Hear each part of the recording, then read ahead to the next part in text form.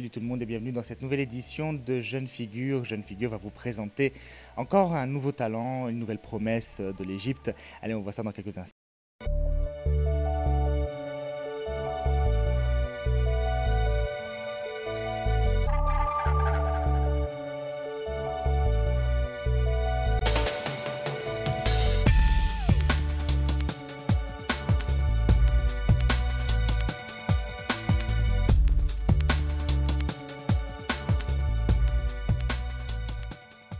Aujourd'hui, on part avec Seif Osama. Seif Osama, étudiant en faculté de psychologie à l'Université de Toulouse. Seif, merci d'être en notre compagnie ce soir. Merci à vous. Alors tout d'abord, est-ce que tu pourrais nous faire une petite présentation de ta vie, de tes passions?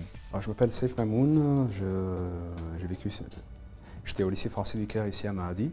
J'étais parti en quatrième à Dubaï. J'ai vécu 6 ans là-bas, j'ai eu mon bac là-bas et de là-bas j'étais parti à Toulouse. Faire ma première année de psycho au Mirail, la fac s'appelle Toulouse de l'Emirail. Et puis j'ai fini ma première année et puis là c'est les vacances, quoi.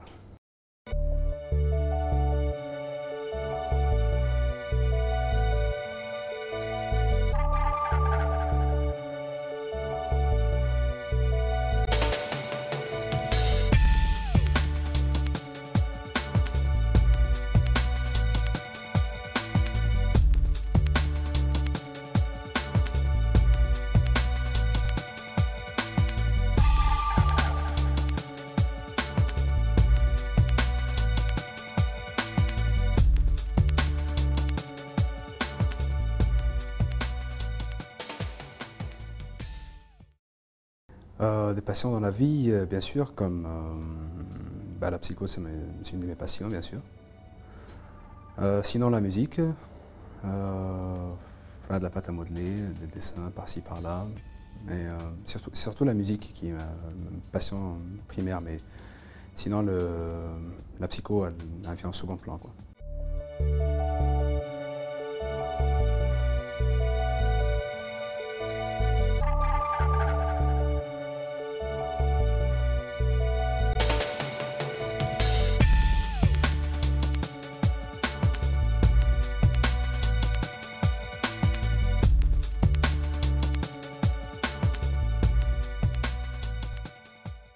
Seif, tu es étudiant à l'étranger, c'est une expérience que beaucoup souhaitent réaliser, mais quand même qui a ses défauts, ses avantages, ses inconvénients. Parle-nous de tout ça et parle-nous de ta vie en France. Alors bien sûr, quand j'étais arrivé là-bas, j'avais l'impression d'être arrivé sur une nouvelle planète, quoi.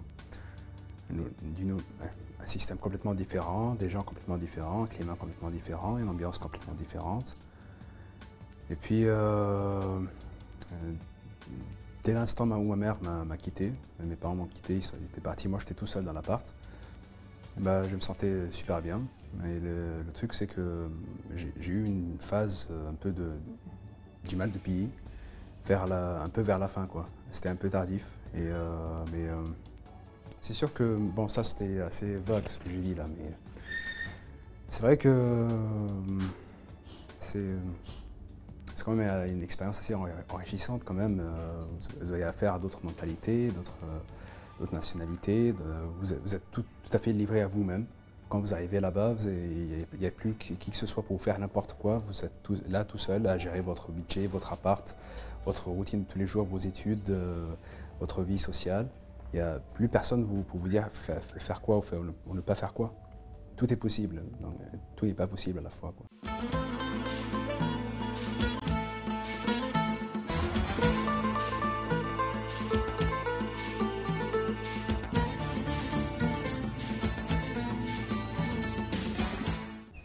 La France, moi je sais que déjà, ok, j'ai toujours été dans une école française, mais les Français, je les connais assez bien. Pour moi, en tout cas de mon point de vue, je les connaissais assez bien quand même.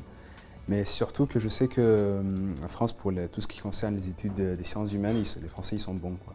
Par exemple, les études d'anthropologie, de psychologie, sociologie, la France vient en premier plan. Mais sinon, voilà, je vous dis la France parce que je me suis dit c'est le meilleur endroit pour étudier la psycho. Et les difficultés, les facilités? Bah, les facilités, comme j'ai dit, on peut vraiment tout faire tout et n'importe quoi. Ça, c'est une facilité, mais euh, la grosse difficulté, bien sûr, c'est la séparation de nos proches, de notre pays natal. Et, et voilà, donc surtout la séparation et la distance. Et des fois, on a l'impression que notre vie, tous nos souvenirs sont du passé. Et là, maintenant, c'est mon présent qui est à Toulouse. Et c'est comme si je ne vais plus jamais revenir ici, quoi. Ça, c'est un sentiment qui me revenait souvent. Mais à la fin, bien sûr, j'avais tort. Me voilà ici, quoi.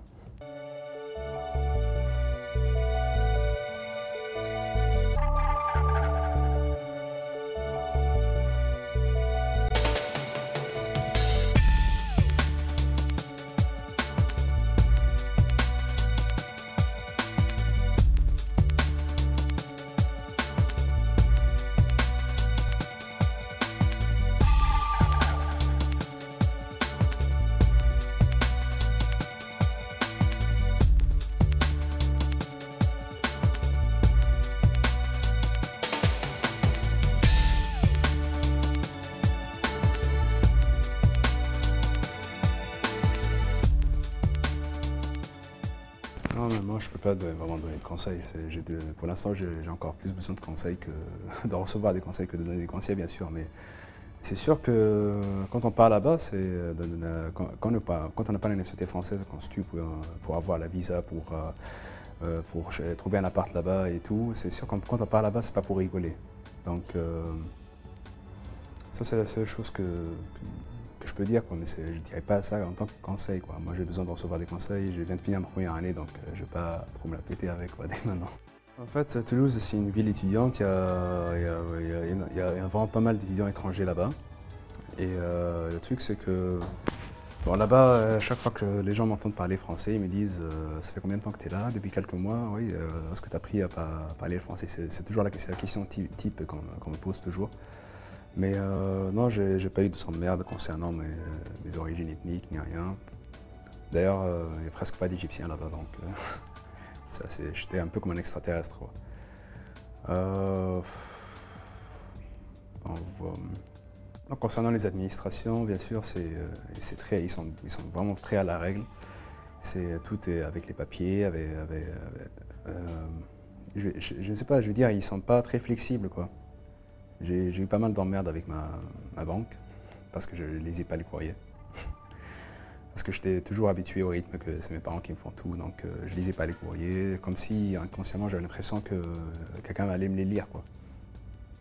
Et voilà, ils ont failli augmenter mon loyer de 50 € de plus par mois, mais ils ne l'ont pas fait, heureusement. Mais ça faut savoir faire attention surtout là-bas. La psychologie, je dirais, est un monde à part. Très peu de jeunes, en fait, choisissent cette voie.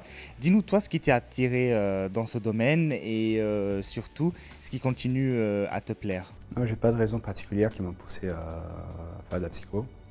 Ça m'est tombé nulle part.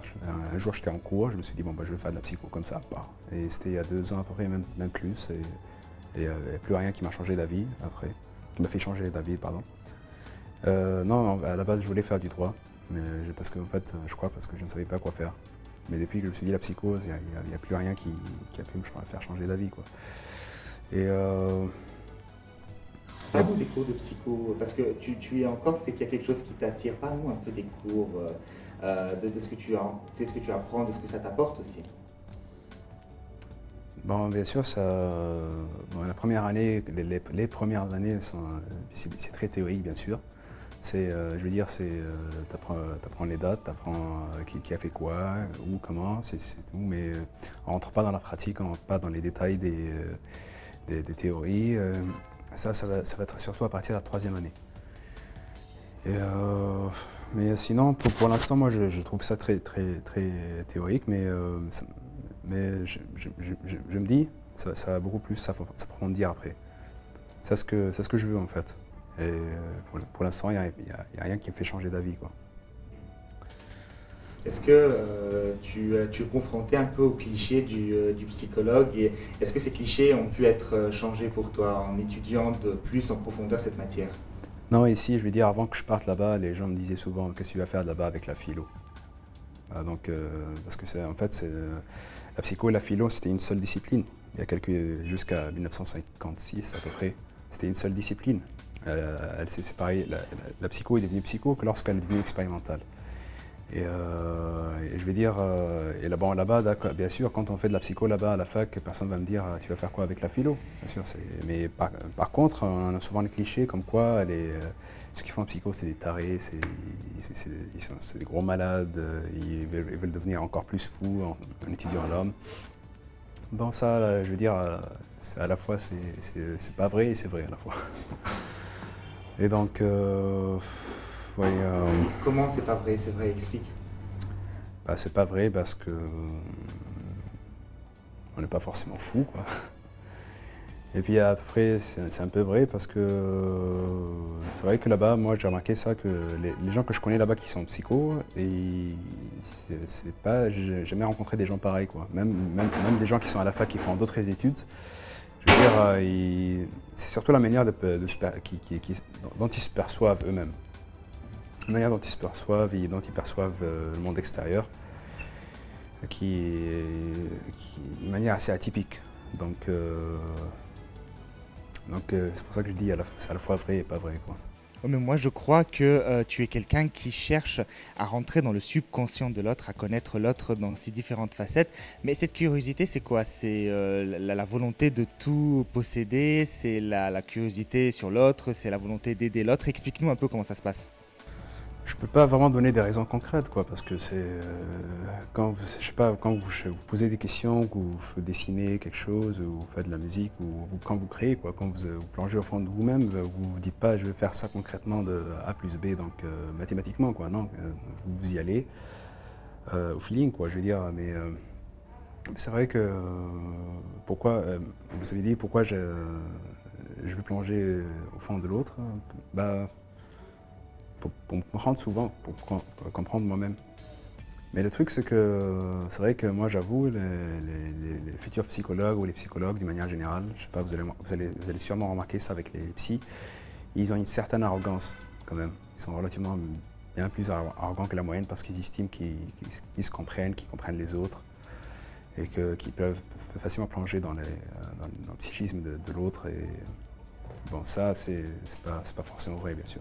Parce que quand vous sentez que vous pouvez plonger au fond d'autrui, quoi, et de son mental, bah, vous avez l'impression un peu de tout tenir en main, quoi. Et, Et toi, ça te tente pas ce sentiment de... bien sûr, bien sûr. Qu'est-ce que ça t'apporte d'avoir tout en main comme ça, même de le Non, j'ai rien, psychisme de l'autre? non, j'ai rien en main, en fait. Non, mais je veux dire, ça, c'est juste, ben, j'arriverai jamais à tenir quelqu'un parfaitement, quoi, entre mes mains. Ça, personne n'est jamais arrivé à le faire, personne n'y arrivera. Mais bien sûr, on tente toujours, quoi, comme les sciences, comme les découvertes astronomiques, je ne sais pas quoi. Je veux dire, tout ce qui concerne les avancées, quoi. On tente toujours d'avancer, d'essayer de comprendre, mais on ne peut jamais avoir entre les mains, non. Alors, comme tu le sais, la psychologie dans un pays conservateur comme le nôtre est un sujet plutôt tabou. Mais moi, j'ai l'impression que le psychologue, c'est le marabout des gens riches. Qu'est-ce que tu en penses? Pour la partie, est-ce que c'est le marabout ou le chiour des gens riches, bon, ça, je peux pas vraiment parler, j'en sais pas grand-chose. Mais c'est sûr qu'en Égypte, jusqu'à aujourd'hui, mais surtout il y a quelques temps aussi, tu disais à n'importe qui, bon, bah, je vais voir un psychologue, ou t'as pas envie d'aller voir un psychologue, t'as l'air de pas voir la forme. La première réaction, c'est non, mais je suis pas fou. C'est toujours un rapport, je vois un psy, ça veut dire qu'il y a de la folie quelque part. Alors que tout le monde a besoin de voir que ce soit un psychologue ou pas, mais n'importe qui vraiment a besoin de sortir ce qu'il a en lui. C'est indiscutable, je veux dire. Et bon, après, quels sont les facteurs qui font que aujourd'hui en Égypte, les gens ils commencent à être de plus en plus ouverts? Ça, je ne vais pas prétendre pour posséder la réponse pour ça, mais On m'a dit que le fait d'avoir quelqu'un qui a une vision objective des choses, qui va ni faire de reproches, ni avoir pitié, justement, qui va faire marcher sa tête plus que son cœur, ça pourrait être beaucoup plus utile qu'avoir un ami ou Bien appeler sûr. la famille. Mais bien sûr, parce qu'en fait, un psychologue, c'est un facteur externe à vous. Alors que la famille ou un ami, il y aurait toujours une part de jugement, bien sûr, d'émotion, alors que le psychologue, il va être là, bien sûr, c'est sûr qu'il y a toujours une partie en lui qui va vous considérer comme une marchandise. Mais en même temps, il va avoir l'empathie, assez d'empathie pour vous écouter, bien sûr, et essayer de tenter de vous aider. Mais en même temps, il y aurait toujours des barrières qu'il ne faudrait pas franchir. Parce qu'il sait que les émotions qu'il va éprouver ne seront pas les siennes, ce sera les vôtres. Et c'est à partir de là qu'il va essayer de vous proposer une thérapie, quoi. Seth, est-ce que après tes études en France, tu comptes revenir en Égypte donc et faire ta vie ici? Et surtout, est-ce que tu crois pouvoir trouver ta place aussi facilement? Bon, c'est vrai que pour parler de l'Égypte maintenant, on entend un peu de voir ce qui se passe parce que c'est un peu la galère aussi en Égypte ces derniers temps, mais ça c'est pour tout le monde, quoi. Mais après, est-ce que pour les psychologues, bon, si ça, entre guillemets, ça va mieux en Égypte, je crois que j'aurai bien ma place ici. De toute façon, j'ai pas l'intention de faire ma vie à l'étranger, quoi. Après, bien sûr, si j'ai une meilleure offre, quand je dis offre, c'est position, une meilleure conditions de vie, peut-être à l'étranger, bon, pourquoi pas, mais je me vois bien vivre ici.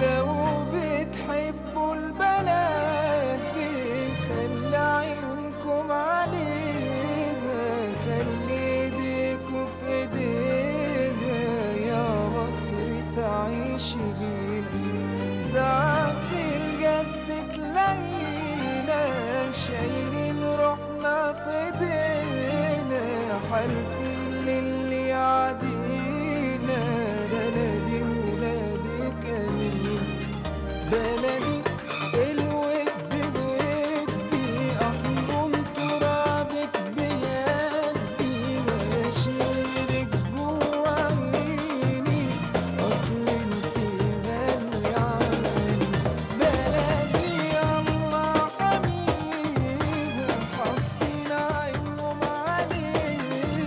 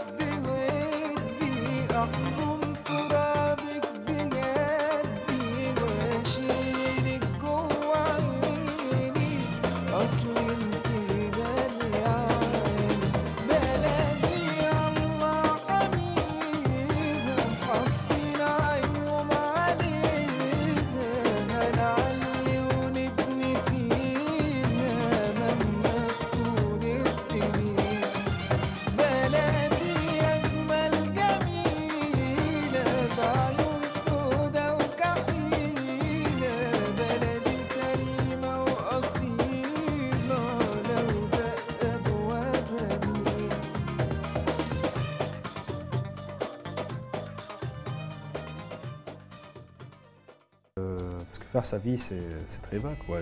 Ça ne veut pas dire que je vais passer toute ma vie ici non plus. Bien sûr, j'ai l'intention de me former un peu ailleurs. Et quand je dis meilleures conditions, c'est meilleures conditions personnelles pour moi, par exemple. C'est si je sois mieux reconnu, mieux payé qu'ici, on verra où est-ce que ça va, quoi. Ça se trouve, je ne veux même pas être psychologue, hein, j'en sais rien. Qu'est-ce qui te repousserait à ne pas l'être? Je sais pas, c'est sûr que moi je ne peux pas changer d'orientation autre que la psycho, mais bon, je peux changer d'orientation professionnelle, quoi, plus tard. Est-ce qu'il y a des différents débouchés, oui, avec la psychologie, autre que le fait d'être psychologue? Bien sûr. Ça c'est un cliché que les gens ils ont souvent. C'est bon, tu vas devenir psychologue seulement. Non, il n'y a pas que ça. Bon, après, il y en a qui travaillent, qui forment des. Vous pouvez être prof à la fac, bien sûr. Vous pouvez travailler dans le journalisme. Vous pouvez travailler dans les prisons, dans toutes formes d'institutions, etc. Je veux dire.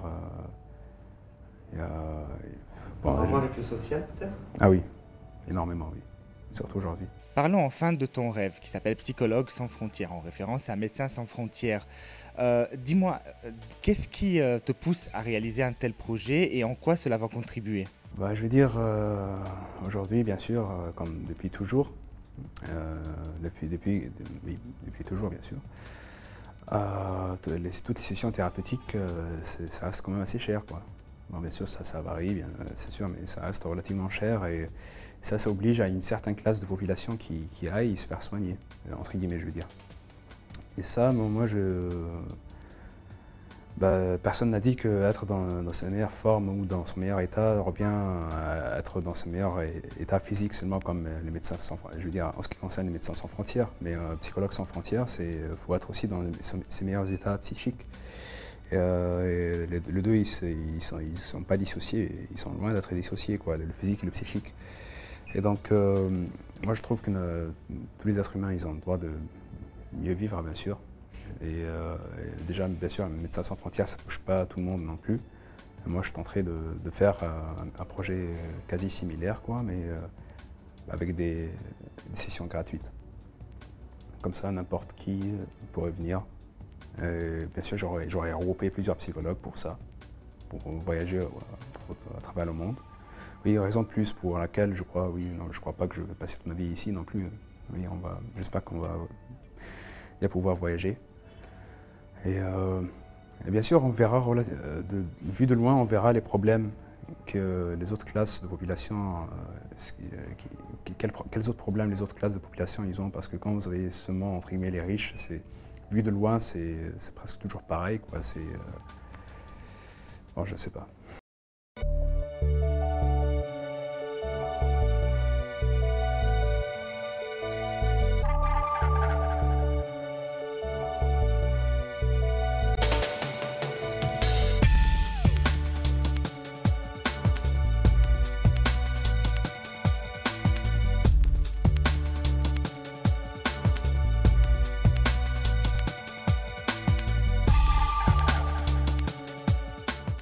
L'image mentale que j'ai dans ma tête, ça concerne surtout l'Égypte, vu que c'est mon pays.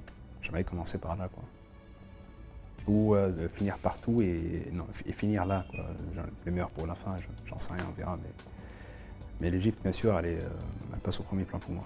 En tout cas, moi je te souhaite bonne chance pour ce projet vraiment très ambitieux et merci d'avoir été à nos côtés ce soir.